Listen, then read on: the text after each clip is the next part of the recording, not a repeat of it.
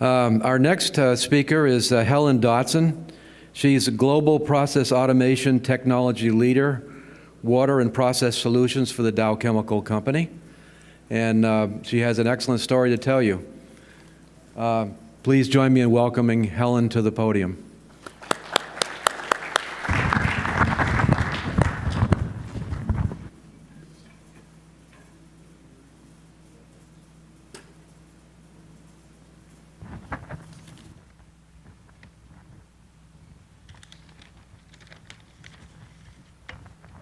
Good morning, ARC Forum. It's an honor to be here, and I'd like to thank the ARC Forum for inviting me today. I have worked for Dow for nearly 25 years, most of that in the process control and process automation field. And for my talk today, I plan to share more about the human elements that are critical to successful migration projects, and I intend to use our Soma Japan migration project as the example for that for everyone. I'm not sure where all of you may have been on March 11th of 2011. I know I was at home in my bed and I woke up in the morning to news that a massive earthquake had happened off the east coast of Japan, followed by a massive tsunami that rolled through the Soma and Sendai areas and also significantly damaged the Fukushima nuclear power plant. To this day, that site is still experiencing issues. Our particular ion exchange plant in Soma, Japan, our Heritage Roman Haas facility, is about less than 1 mile away from the ocean off the eastern coast of Japan. I can walk there in 10 minutes from our plant. And our plant was devastated by that tsunami that occurred back in 2011. We actually were shut down for nearly 6 months as we worked to rebuild that site. And as it happened, our primary control systems were significantly damaged by the tsunami as well. So our story around migration was catalyzed in some respects by this tsunami disaster. If you haven't seen pictures of that, I encourage you to Google it and remind yourself of how bad that really was. So the tsunami disaster really brought about some significant concerns for us. In our plant in Soma, Japan, it was a Heritage Roman Haas, still is a Heritage Roman Haas facility. The primary control system in use was a Yokogawa Centum XL system. It was originally installed and commissioned back in 1993. To put that in a little bit of perspective, a fun fact for me is that that is the year that I graduated as a chemical engineer from Northwestern University. And so working on this project, it gave me the perspective that I wanted to implement a new control system that would be running this facility long after I retire from Dow. So we had this Yokogawa Centum XL system combined with a Mitsubishi PLC that was used as a redundant CPU for safety. The overall system was approximately 4,200 I/O points. In the Yokogawa Centum XL and the Mitsubishi PLC had approximately 400 I/O that was used as the safety system for the plant. And Heritage Roman Haas had this Yokogawa system within the Dow Chemical Company. It's probably one of the only Yokogawa systems within Dow. With the tsunami disaster, we were very blessed with the support that we had from Yokogawa Corporation and Miwa Electric Company. Those two companies helped our business to rebuild that system and found all the spare parts that were necessary to rebuild it after the tsunami. Unfortunately, it used most all the spare parts that remained in the world. So the 2011 tsunami took a system that was very obsolete and put us on a mission-critical path that we would not be able to stay running that Centum XL system for very long. We had a concern that if we didn't work on the migration of this system, that we had significant potential for manufacturing disruption, and we really needed to spend some time to think about what our best options were for the migration. Now, it certainly would have been nice leading up to the tsunami if we had had some time to really study and evaluate our options. Because then perhaps during that 6-month rebuilding period, we could have pulled that lovely migration plan off the shelf and said, okay, instead of rebuilding the Tsunami XL, let's start the migration project. That was not the case for our business. Although we knew we had the obsolescence issues, we hadn't spent the time to do our due diligence to decide what the best plan was. So we rebuilt the system as it was, and we were fortunate to restart the plant about 6 months after the tsunami. In 2013, our business really started in earnest to study our options for migration. I do want to mention that Dow Chemical Company is driving a corporate mod migration program with preferred platforms.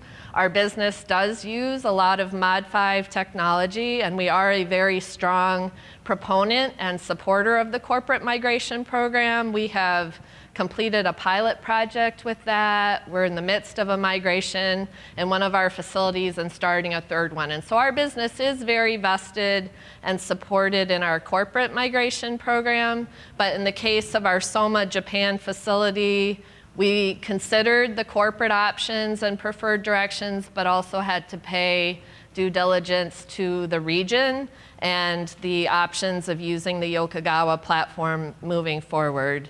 And in this case, a lot of what weighed into our decision for the migration was the ability to execute the project successfully with the language differences and also the ability to support the plant overall. I'd like to go back for a moment and explain to you where Soma is relative to Japan. It is very close to the Fukushima site. I actually had someone ask me before I visited there for the first time if I was worried about being exposed to the radiation from Fukushima. And I will say the thought crossed my mind, but it's one of those cases where you do have to be courageous and move forward. But Soma is in a very remote part of Japan, in the northern part of Japan. To get to Soma, if you fly into Tokyo, it takes about 6 hours to get from the Narita airport at Tokyo to where Soma is. You ride the bullet train for several hours to Sendai, then you ride another train from Sendai south towards Soma, and then ultimately have about a 45-minute car ride to reach where our Soma plant is. We're, like I said, about a 10-minute walk from the ocean, and it's just not a region that's very easy to get to. I will also say that working in Midland, Michigan with the 12 or 13-hour time difference from Japan, it's also not a very easy region to support a project in as the global automation leader. As far as the timeline for our migration goes, the tsunami disaster happened in 2011. We rebuilt and restarted the plant in about 6 months, again running on that obsolete Centum XL, but we were able to do it. And then we spent about a year from 2013 to 2014 working on our user requirements. So this was part of the due diligence rather than just accepting going with the corporate MIT or saying, okay, because Yokogawa is in the plant, we'll just go with Yokogawa. Our business really did go through the due diligence and think through what the requirements were for the process control systems, both today and projecting out for the next 20 years. And then we use those requirements as the basis for a competitive bid package with Yokogawa and the 2 preferred vendors. We initiated our migration project officially in mid-2014 and reached our full authorization for the project at the start of 2015. And then we were in full project execution from the beginning of 2015 through our startup and return to operations in April. If one were to ask, did we do a like-for-like migration or not, I would say this project was about a 75% like-for-like and 25% improvements to meet current standards, safety performance, et cetera. And one thing you may notice in our timeline with adopting the Yokogawa platform, we migrated the code as it was, and then we implemented all of our improvements and program changes that we had identified before we went into our testing, installation, and commissioning. So in my mind, there are really 4 key human elements that are critical to success that I learned as part of the Soma Yokogawa migration project, and I'd like to talk about each of these with the group today. One is to respectfully address the cultural divides. Secondly, plan ahead to maximize the value that you can gain from your migration project. Plan for your long-term success. Migration projects are not something you're going to do every day in your career, and then especially you need to plan to manage the change effectively. Of all the projects I've ever done in Dow, I think that migration projects pose the most challenge and risk to some extent because you're taking an asset that may be running just fine and the business expects you to return it as good or better than it was before. So addressing cultural divides, this project posed a lot of unique challenges for our business. We had certainly the very significant regional differences between the United States and Japan, but we also had significant corporate differences between the Dow Chemical Company and the Heritage Roman Haas site in Soma, Japan. We needed to address those differences as part of our project to be successful. So one key way that we did that was we had an excellent project manager, Jun Kubota, from the Japan region. Jun Kubota was actually the key project manager that helped with the rebuild of the Soma site after the tsunami. So he had good relationships with all the plant people, Japanese citizens, so he knew both Japanese language and he also knew the English language, and that was very important for me as the automation leader for the business to be able to work with someone that had the strong relationship with the plant, but that could also communicate effectively with me. The other challenge with working on a project of this scale is the time zone difference. So if you ever find yourself in this situation, be prepared to have a lot of early morning calls or late evening calls. That's really just the reality of working on a project that's literally across both sides of the globe. We really had to work on addressing the cultural divides on this project. And Dow Chemical being the company that owns Roman Haas now, we certainly had to look at the Dow expectations and requirements for the control system for the future, but also pay due respect to the culture and the heritage that the Roman Haas site brought to the table. And one of the ways that I bridged that gap for our project was I used the Dow operating discipline requirements for process control and for process information as my standard. And on one of my first visits to the site, I audited all of those requirements as a basis for what do we need to do for this migration project. We were not able to just adopt the Yokogawa system and have that plant be within the Dow ecosystem. To get the support from the corporate function to implement Yokogawa, we had to commit as a business that we would adopt and follow all of the Dow standards. And using that framework of requirements helped to bridge the cultural divide between the two corporations. And it also helped to identify some issues that became very important to the migration project's success.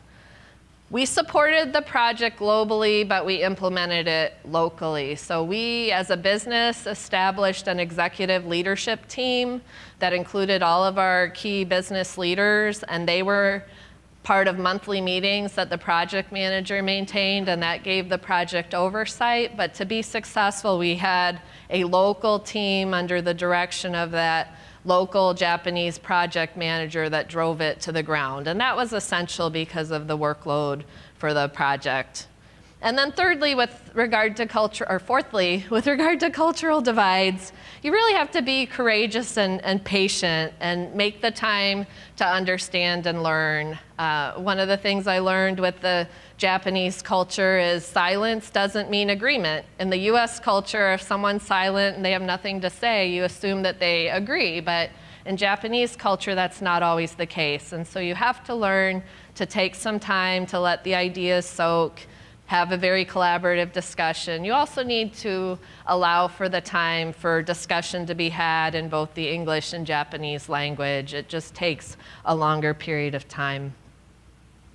It's really important, moving on, to plan ahead to maximize the value of your automation project. And I would highly suggest, as you look at the landscape of your migration projects that you have to do, to try to pick one of the easier migrations to start with. If I had jumped right into this migration project for SOMA as my first endeavor for migration, I think it would have been even more challenging than what it was. We had the opportunity through the corporate migration program to start a migration in Midland, and in working on that project for 2 years before the SOMA project, it gave me a lot of experience with migration, even though it was with different systems, to know what to watch out for and help with some of the planning for the SOMA migration project. So I would highly encourage, and I say easier because I think any migration project is going to be challenging, but if you look at all the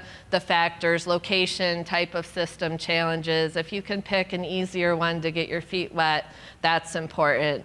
And then recognize that migration projects take a long time. They can take a lot of time, particularly the planning. The life cycle for ours, all in all, was about a 5-year life cycle. Migration projects are not projects you're going to finish in a couple weeks or a couple months, at least not with current technology.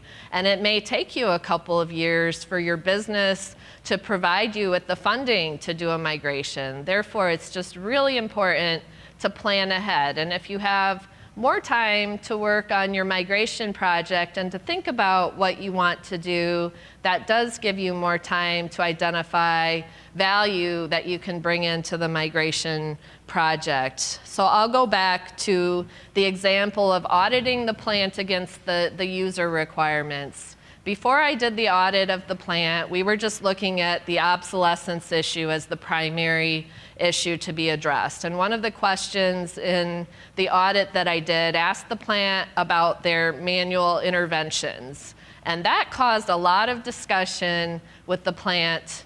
And what turned out happening is we found that they had many, many manual interventions that were occurring in their plant for various reasons. They would introduce a new product but not be sure that that product was there to stay. So they would run the new product with manual interventions and then not go back and make that be automated even though it became a permanent product. And so it was through that dialogue, as an example, we identified a lot of opportunities to better automate the process, and it resulted in 133 improvements being identified that were integrated into the migration project.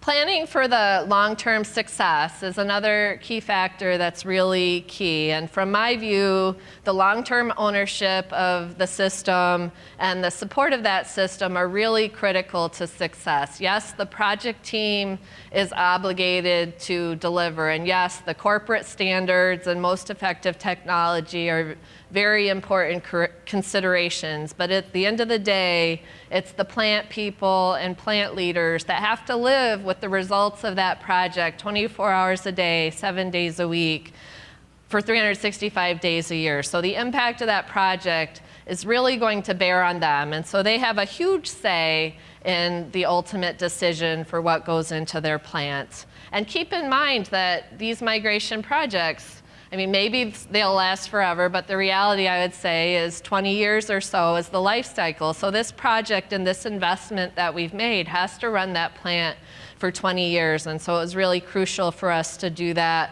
right.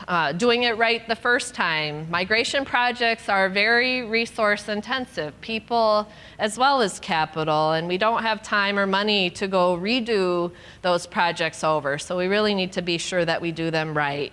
And then thirdly, it's very important to think about what are the current requirements for the plant, as well as what are the future requirements. And in my experience with Dow, requirements on plants, particularly government regulations, don't typically get more lenient with time. They get more and more stringent. So with our project, we took a hard look at our safety requirements. We had finished our LOPA analysis, and so we took the time to really design in what the safety system for the future needed to look like for that plant. And we also built in the capacity for growth. Lastly, managing your change effectively. Of all the projects I've done on control systems, a migration project is very high risk and poses tremendous change on the organization for people, for the infrastructure, for the procedures. And so taking the time to properly manage your change is really crucial. One of the ways that we did that was having a highly competent and dedicated local project team and strong business leaders involved. We also had very dedicated partnerships with Yokogawa Corporation and Miwa Electric, and developed comprehensive training for our operators. Everyone was committed to the overall success of this project for SOMA. Trust but verify. I'll share that as another key learning from SOMA and the Japanese culture. The Dow culture is very much, this is what we want you to do, and we're going to come check that you did everything we told you you were going to do, every line by line. And I still remember the plant leader for SOMA saying, in Japan, we tell someone to do something and we do not go check every single line of their work. But as part of bringing in that Dow culture, we did do a lot of checking. And one example with that Mitsubishi Safety PLC that I mentioned, we had upwards of 100 safety interlocks that were part of that system.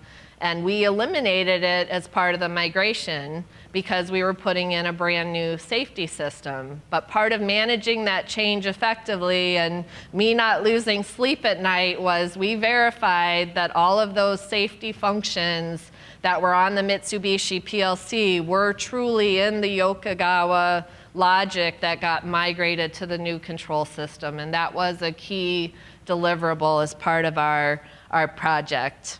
We had to think about procedures. When you implement a new control system, even in migrating on one platform, you really need to look at what are all the updates to your existing procedures, as well as what are the new procedures you need to bring in. And that's where that Dow assessment we did at the beginning helped to identify areas where the plant was weak in some of the procedures and things that they needed to have, from program loading and backups and other things. And as part of the project, we delivered those.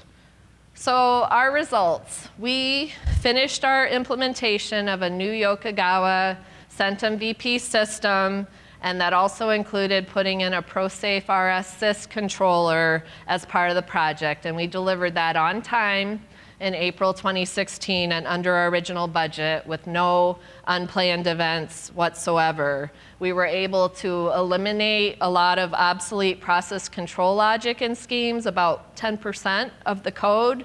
We also uplifted our code to make many improvements to address the manual interventions and reduce those. And we've ultimately improved the reliability and supportability of this plant. In closing, I'd like to share with you some of the other success factors of this project. Beyond just addressing the obsolescence issue, we have reduced the manpower needs of the plant, so now our operators have more time to check condition of equipment and do safety patrols. Our operators are able to find instrument issues much more easily because we've automated operations. The operator acceptance of the new system is good. We've reduced the number of alarms, and the operators are able to understand the issues with alarms better. We've experienced tangible energy savings in a reduction of our heavy oil consumption at the facility. We have no issues with our product quality. Another enhancement that we had was layering in the IP21 system, which has given plant leadership visibility into their process data that they never had before, so they can check the quality of the batches as they are produced. And we also put in one of those large screen monitors to give the overview of the process, and the plant leader has said as new customers come into the plant that leaves them with a very good impression of the operations. The site now is able to work on increasing the capacity and has been able to respond to challenges we've had with another plant in the business. And ultimately, this project was a game changer for our business and a major victory for both the plant and the business. We measure what's called the production supply reliability, and this plant went from being the worst ion exchange plant in our business in 2015 to the #1 plant on our grid for the production supply reliability. So to me, that says we had a very successful migration, not only in addressing the obsolescence, but in delivering a system that is helping that plant to outperform others on our grid. I encourage all of you to look for the value in your migration projects and embrace the opportunity to move on with those.